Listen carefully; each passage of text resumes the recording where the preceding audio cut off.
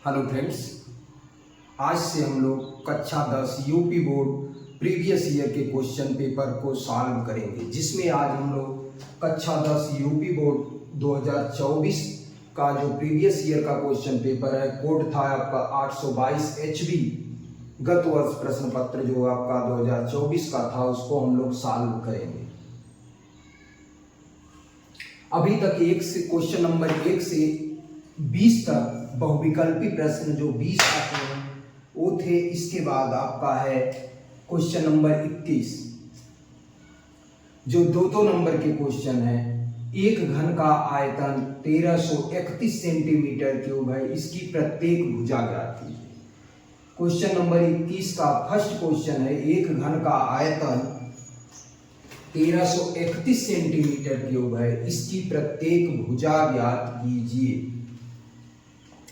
देखिए, घन का आयतन दे रखा है 1331 सेंटीमीटर क्यूब, तो इसकी हमसे भुजा पूछ रहा है। तो हल करने के लिए हम क्वेश्चन नंबर का हल करेंगे।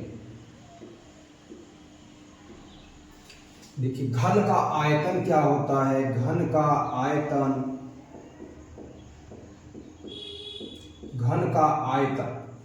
दे रखा है हमारे पास 1331 सेंटीमीटर क्यूब, और हमारे पास फार्मूला ए तो दिया है, हमारे पास लिख देंगे, दिया है। क्या दिया है? घन का आयतन 1331 सेंटीमीटर क्यूब। हमें क्या चाहिए? घन का आयतन का फार्मूला हम जानते हैं। घन का आयतन बराबर क्या होता है? घन का आयतन बराबर भुजा का क्यूब। ये फार्मूला हमारे पास है। घन का आयतन बराबर भुजा का क्यूब होता है, और यही दिया है 1331 सेंटीमीटर क्यूब। ये क्या है? भुजा का क्यूब। 1331 को क्या लिख सकते हैं? तोड़ेंगे तो 11 लिख सकते हैं, बराबर भुजा का क्यूब। एक क्यूब रूट है, इधर आएगा तो घनमूल आपका हो जाएगा ऐसे 11 बराबर भुजा हो गया। क्यूब रूट है, 3 का पेयर बनेगा, एक पेयर बन रहा है तो भुजा बराबर 11 आ गया। ये हमारा आंसर हो गया। जो पूछ रहा था हमसे, एक घन का आयतन 1331 सेंटीमीटर क्यूब है, इसकी प्रत्येक भुजा ज्ञात कीजिए। आप यह ऐसे भी कर सकते हैं, 11 का क्यूब लिख देंगे, क्यूब से क्यूब कैंसिल हो गया, भुजा बराबर 11। घन मूल या तो एक इधर क्यूब है उधर जाएगा, घन मूल हो जाएगा, तो जो है आपका भुजा बराबर 11 हो गया। तो क्वेश्चन था, एक घन का आयतन 1331 सेंटीमीटर क्यूब है, घन का आयतन ज्ञात की, एक घन की भुजा ज्ञात कीजिए। तो हमारे पास फार्मूला होता है घन का आयतन बराबर भुजा का क्यूब, और भुजा ही हमें निकालना है। आयतन दिया है 1331, तो हो गया हमारे पास भुजा क्यूब बराबर 1331 का गुणनखंड करेंगे तो जो है आएगा 11 का क्यूब हो गया, या ये इधर जाएगा तो घनमूल हो गया। घनमूल है तो 3 का पेयर बनेगा, तो एक पेयर बाहर आ गया, तो भुजा बराबर आ गया 11।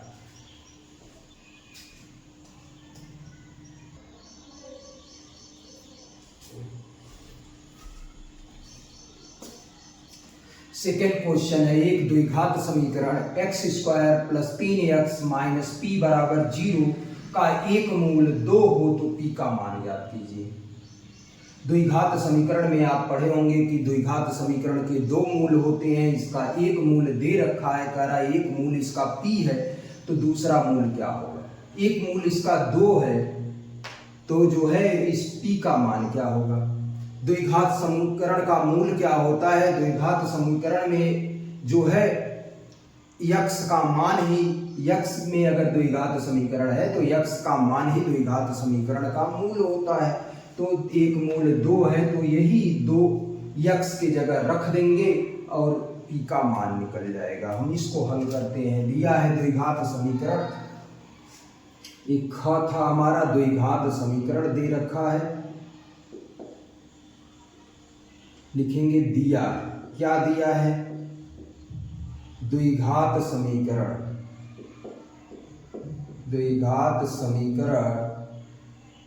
X square plus 3x minus P बराबर 0 का एक मूल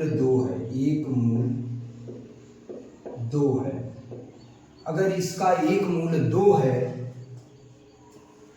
तो x बराबर 2 रखने पर x बराबर 2 रख देते हैं, x की जगह 2 रखते हैं तो 2 का वर्ग प्लस 3 गुणे 2 माइनस पी बराबर 0। जहां जहां x था वहां हमने x बराबर 2 रख दिया। क्यों रख दिया? क्योंकि द्विघात समीकरण का एक मूल 2 है। तो यहाँ रख देंगे तो 2 का वर्ग आ गया 4 और 3 का वर्ग 3 दूनी 6 माइनस पी बराबर 0। 6 4 क्या हो गया 10 माइनस पी बराबर 0। पी माइनस है उधर भेज देते हैं तो प्लस पी हो गया, पी बराबर आ गया 10। यही हमारा आंसर। क्वेश्चन में कहा था यदि द्विघात समीकरण x square plus 3x minus P का एक मूल 2 है तो p का मान ज्ञात कीजिए। तो एक मूल है 2, तो इसी में जो मूल है द्विघात समीकरण का वो द्विघात समीकरण को संतुष्ट करता है। तो x बराबर 2 इसी में रख देते हैं और हम p का मान निकाल लेते हैं। क्वेश्चन नंबर 2 का सॉल्यूशन।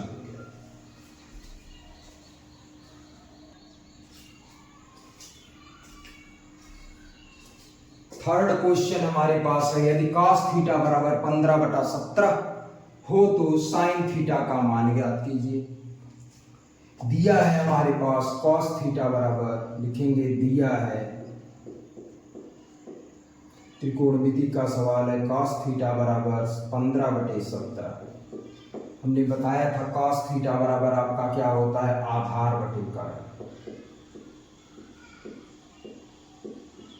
cos थीटा बराबर आधार बटे कर्ण, तो एक हम क्या बना लेंगे समकोण त्रिभुज बना लेंगे। एक समकोण त्रिभुज बना लेते हैं। इसमें एक कोण अगर थीटा है तो थीटा के ठीक सामने की भुजा लंब होती है और 90 के ठीक सामने की भुजा कर्ण होती है। जो भुजा बच गई वो आधार हो गई। तो इसमें क्या कहा है आधार कितना हो गया 15 और कर्ण कितना हो गया 17। तो हमें क्या निकालना है लंब निकालना है। तो लिखेंगे पाइथागोरस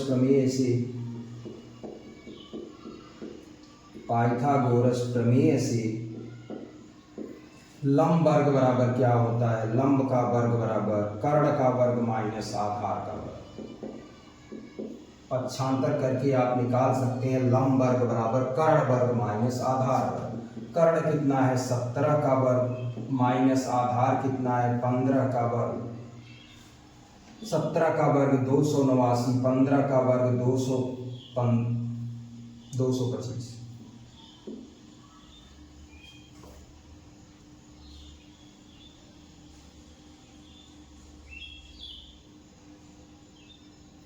घटा लेते हैं,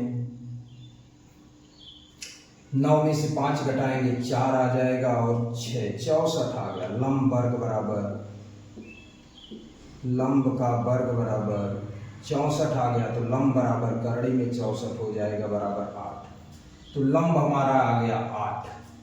तो साइन थीटा बराबर क्या होता है साइन थीटा बराबर लंब बटे कर्ण होता है। साइन थीटा बराबर लंब बटे कर्ण।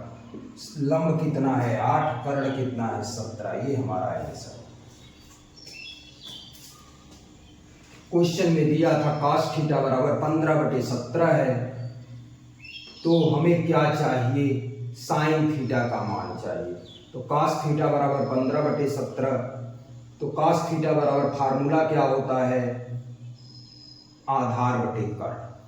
एक हम राइट एंगल ट्रायंगल बनाते हैं समकोण त्रिभुज बनाते हैं जिसमें हमारा दिया है क्या आधार 17 आधार 15 दिया है तो आधार 15 लिख दिए, कर्ण 17 दिया है तो 17 लिख दिए। फिर क्या करेंगे पाइथागोरस प्रमेय से लंब निकालेंगे। लंब का वर्ग बराबर कर्ण का वर्ग माइनस आधार का वर्ग। कर्ण 17 है तो 17 का वर्ग माइनस 15 का वर्ग 289 माइनस 225 आ गया हमारा 64। 64 किसका वर्ग है 8 का, तो लंब वर्ग बराबर 64, तो लंब बराबर 8, लंब 8 हो गया, तो साइन थीटा बराबर लंब बटे कर्ण होता है, तो 8/17 आ गया साइन थीटा का।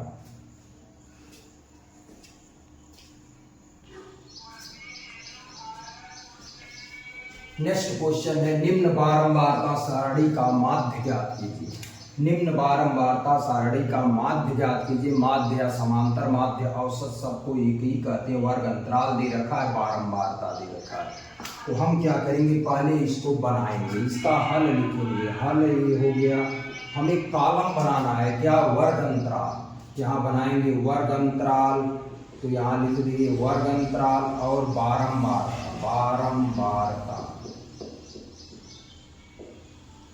और यहाँ पर पहले कॉलम बना लो। वर्ग अंतराल हमारा कहाँ से कहाँ तक है, वर्ग अंतराल है 0 से 2, फिर 2 से 4, 4 से 6, 6 से 8, 8 से 10, इतने ही कॉलम थे हमारे। बारंबारता दे रखा है 1 2 6 8 3, ये वर्ग अंतराल हो गया, ये बारंबारता हो गया 1 2 6 8 3। हम यहाँ हमें कॉलम बनाना है मध्यमान का, मध्यमान का कॉलम बनाना पड़ता है हमें अपने से। मध्यमान बारंबारता को FI कहते हैं और मध्यमान को XI कहते हैं। बारंबारता को FI कहते हैं और मध्यमान को XI कहते हैं। तो जो है बारंबारता, देखिए मध्यमान कैसे निकालते हैं, इन दोनों को जोड़ेंगे बटा 2 करेंगे, तो 0 2 2 होगा, 2/2 मतलब 1 हो जाएगा। 4 2 6, 6 को 2 से भाग दे देंगे। मध्यमान बराबर होता है हमारा x1 + x2/2 होता है। तो दोनों को जोड़कर 4 2 6, ऐसे 0 + 2 लिखना चाहें तो लिख सकते हैं, आ गया 2/2 = 1। ऐसे 4 2 6, 4 धन 2/2, तो 6/2 आ गया 3, ऐसे आएगा 5 7 9। फिर हमें एक और कॉलम बनाना होता है, इसके लिए FI × XI, FI × XI, FI × XI का कॉलम बनाएंगे, दोनों का गुणा करके लिखेंगे। देखिए गुणा करते हैं तो क्या होगा, 1 1 कम 1, 2 3 6, 6 5 30, 8 7 56, 9 3 12। यहाँ योग का भी कॉलम बनाते हैं सबसे नीचे, तो योग बनाते हैं और बारंबारताओं का योग करते हैं जिसको FI सिग्मा FI कहते हैं। तो जोड़ लेंगे 8 3 11, 11 6 17, 2 19, 20 हो गया। इसको भी जोड़ लेते हैं, 2 6 8, 8 6 14, 1 15, 1 1 2, 2 5 7, 7 3 10, 10 आ गया, 105 आ गया। फिर से जोड़ लेते हैं, 6 2 8, 8 6 14, 1 15 को 5 हासिल 1, 1 1 2, 2 5 7, 7 3 10, 105 आ गया। इसके क्या है, sigma FI × XI, sigma FI × XI। तो समांतर माध्य बराबर फार्मूला होता है, समांतर माध्य बराबर सिग्मा FI × XI बटे सिग्मा FI। ये फार्मूला लगा देंगे, FI × XI 105 आया बटे 20, तो 20 25 100, 20 25 100 आ गया, दशमलव। अब क्या करेंगे, 50 हो गया, 20 दूनी 40, 20 25 100, 20 25 100, 5 बचा, दशमलव लगाए, 50 हो गया, 20 दूनी 40, 20 25 100, 5.25 आ गया। ये हमारा आ गया समांतर माध्य। फिर से समझ लेते हैं क्वेश्चन क्या था। निम्नलिखित बारंबारता सारणी का माध्य ज्ञात कीजिए। वर्ग अंतराल दे रखा था बारंबार का, वर्ग अंतराल का हमने कॉलम देखकर बना लिया, बारंबारता का कॉलम देखकर बना लिया। इसके बाद हमें मध्यमान का कॉलम अपने से बनाना होता है। दोनों को जोड़कर बटा दो, दोनों को जोड़कर बटा दो, दोनों को जोड़कर बटा दो कर दिए तो ये हमारा मध्यमान का कॉलम बन गया। फिर FI इंटू XI बनाते हैं, मध्यमान इंटू बारंबारता। तो एक एक कम एक आ गया, 3 दूनी 6 आ गया और 6 पच्चे 30 आ गया, 8 सत्ते 56 आ गया, 9 त्रिक, यहाँ हमने गलती कर दिया है, 9 त्रिक 27 होगा। देखिए यहाँ पर गलत हो गया था, 9 त्रिक 27। तो जोड़ेंगे तो हमारा आएगा, जोड़ गलत हो गया, 7 6 13, 13 6 19, 19 से 20 आ गया और 2 2 4 5 9 9 3 12, 120 आ गया, 120 बटे 20, ये आ गया आपका 6। तो यहाँ 6 आ जाएगा। यहाँ हमने 9 3 27 लिखना था, गलत लिख दिया था, तो ये 120 बटा 20 आंसर आपका 6 आ जाएगा।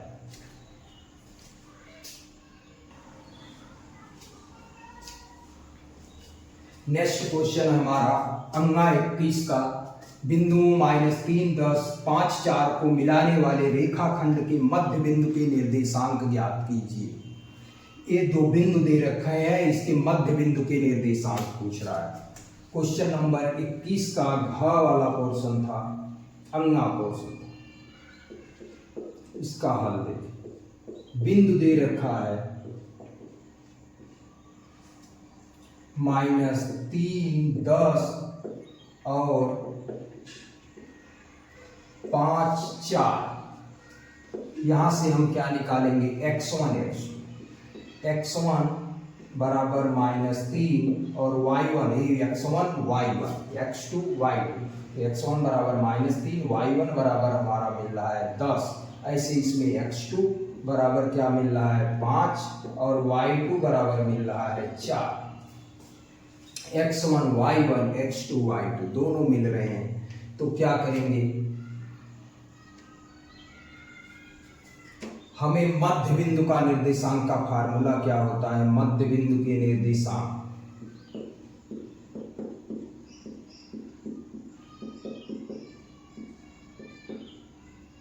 xy बराबर होता है, फार्मूला हमारा x1 plus x2/2 y1 plus y2/2। ये हमारा फार्मूला है मध्य बिंदु के निर्देशांक का formula, x1 plus x2/2 y1 plus y1/2। तो x बराबर हम क्या लिखेंगे, x1 प्लस x2/2। x1 हमारा कितना है -3 और x2 कितना है 5 बटे 2, 5 में से 3 घट जाएगा, 2 बटे 2 बराबर 1 आ गया। x का मान 1 आया, y का मान ऐसे निकालेंगे y1 प्लस y2/2।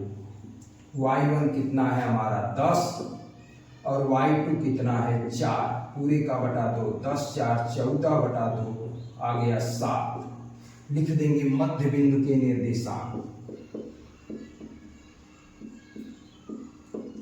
मध्य बिंदु के निर्देशांक बराबर 1,7।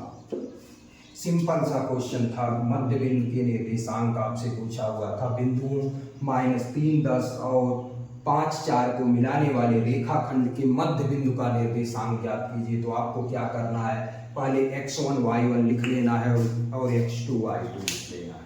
हमने लिख लिया पहला x1 y1 x2 y2 सबका मान लिख लिया। इसके बाद मध्य बिंदु का निर्देशांक क्या होता है, मध्य बिंदु का निर्देशांक होता है x y और एक्स वाई बराबर, मध्य बिंदु का निर्देशांक एक्स वाई बराबर x1 plus x2/2 y1 plus y2/2। तो x बराबर x वाला होता है, तो x बराबर x1 प्लस x2/2। तो x1 का मान -3 था, x2 का मान 5 था, दोनों को जोड़कर बटा 2 कर दिए। 5 में से 3 घट गया क्योंकि एक प्लस था एक माइनस, तो 2/2 आया, 1 आया, ऐसे y1 + y2/2 तो 10 4 14/2 तो काट दिए तो 7 आ गया। मध्य बिंदु के निर्देशांक आ गए हमारे 1 और 7।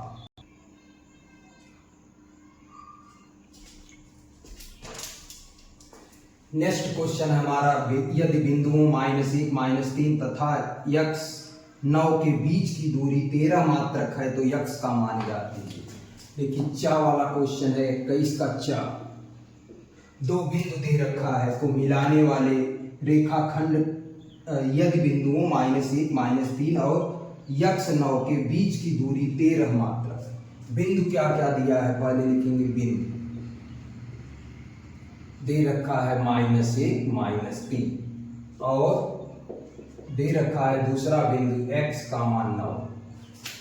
यहां से हमें क्या मिलेगा, x1 बराबर -1, y1 बराबर x1 y1, तो y1 बराबर -3, x2 बराबर क्या है x और y2 बराबर क्या है 9।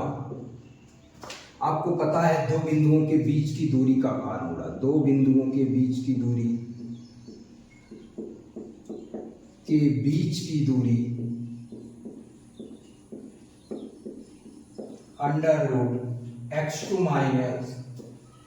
- x1 का whole square plus y2 - y1 का होल स्क्वायर। ये दो बिंदुओं के बीच की दूरी का फार्मूला यही दिया दे रखा है 13 मात्र, 13 दिया है। यहां भी रखते हैं क्या है x2 क्या है x माइनस x की जगह -1 है तो -1 का वर्ग प्लस y2 - y1 का होल स्क्वायर। y2 कितना है 9 माइनस y1 कितना है, एक बड़ा वाला ब्रैकेट लगा देते हैं, दो कुछ y2 - y1 का होल स्क्वायर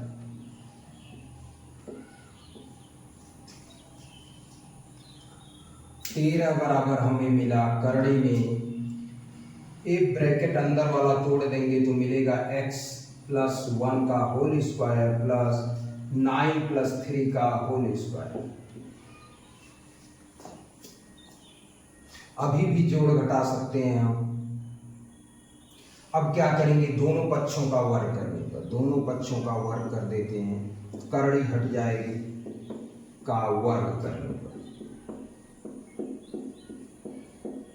13 का वर्ग 169, इधर करड़ी हट गई, x + 1 का होल स्क्वायर प्लस 9 + 3 का होल स्क्वायर। यहाँ 13 का वर्ग हो जाएगा, 13 का वर्ग 169 और a + b का होल स्क्वायर लगा देंगे तो x² + 1 + 2x और ये 9 3 12 का स्क्वायर हो गया, 169 हो गया, x² + 1 + 2x + 144। पुनः एक बार लिखते हैं 169 x², सबको एक ही तरफ ले जाते हैं, इधर से सब उधर ले जाते हैं तो x² + 2x 144 से 145 हो गया माइनस 169। क्या आया x² + 2x घटा लेंगे तो 45, यहाँ 4 हो गया, 9 में से 5 घटाएंगे 4, 6 में से 24 आ गया बराबर 0। हल कर लेते हैं इसी को, x² + 2x - 24 को दो भागों में तोड़ना है, घटाने पर 2 आए और गुणा करने पर 24, तो क्या लिख सकते हैं इसको, यहाँ लिख दे रहे हैं x² + 6 - 4, 6 चौक को 24, 6 - 4 2 हो जाएगा, -24 बराबर 0। x² + 6x - 4x + 24 बराबर 0। कॉमन ले लेते हैं तो x कॉमन हो गया तो x + 6 आया और -4 कॉमन ले लेते हैं तो क्या आएगा x + 6। तो यहां से मिला हमें x प्लस 6 और x माइनस 4। यहां लिख देते हैं यदि x प्लस 6 बराबर 0 तो x बराबर माइनस 6, यदि x माइनस 4 बराबर 0 तो x बराबर 4। आंसर आया हमारा x बराबर माइनस 6 और x बराबर माइनस 6 और 4, ये आंसर। थोड़ा सा बड़ा क्वेश्चन था, एक बार फिर से समझते हैं।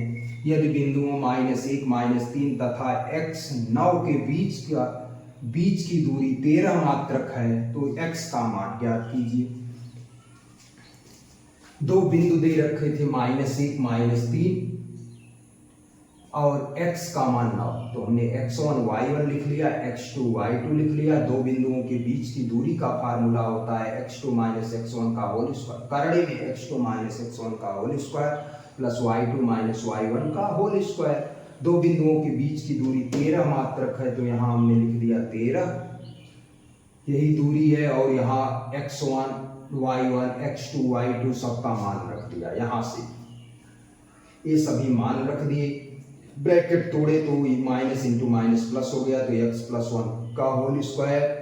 यहाँ 9 माइनस इंटू माइनस प्लस हो गया, तो 9 प्लस 3 का होल स्क्वायर मिला। दोनों पक्षों का वर्ग कर दिए तो 13 का वर्ग, इधर वर्ग करेंगे तो करड़ी हट गई और ये 9 3 12 हो जाएगा। यहाँ नीचे वाली लाइन में लिखे 9 3 12, x प्लस 1 का होल स्क्वायर, इसको कर दिए तो x square plus 1 plus 2x और 13 का वर्ग 169 यहाँ लिखे, और ये 12 का वर्ग 144 लिखे, और सब सेम लिखा है। ये 0 हो गया, कैसे इसको इधर पक्षांतर कर दिए, इधर प्लस था इधर आके माइनस हो गया, तो 145 में से एक हट गया 144 और ये 145 हो गया। इसमें से 169 में से घट गया -24, क्योंकि माइनस वाला बड़ा था। इसका फैक्टर कर लिए जानते हैं कि इसका इसमें गुणा करते हैं तो 24x² आएगा। तो 24x² मतलब 24 को दो भागों में तोड़ना है, माइनस में आ रहा है तो घटाने पर 2 आएगा और गुणा करने पर 24, तो x² plus 6 minus 4 x into -24। x का गुणा कर लिए तो 6x माइनस 4x हो गया, x कॉमन हुआ तो x माइनस 6 माइनस 4 कॉमन हुआ तो x प्लस 6। x प्लस 6 दोनों में सेम 2 बार आया है तो एक बार लिख लेते हैं, जो बचा उसको सेकंड ब्रैकेट में लिख लिए 0, तो एक बार लिखेंगे। यदि x प्लस 6 बराबर 0 तो x बराबर -6, यदि x माइनस 4 बराबर 0 तो x बराबर 4। ये आंसर हो गया। 6 क्वेश्चन थे जिसको हमें क्वेश्चन नंबर 21 में दिए थे, सबको हमने सॉल्व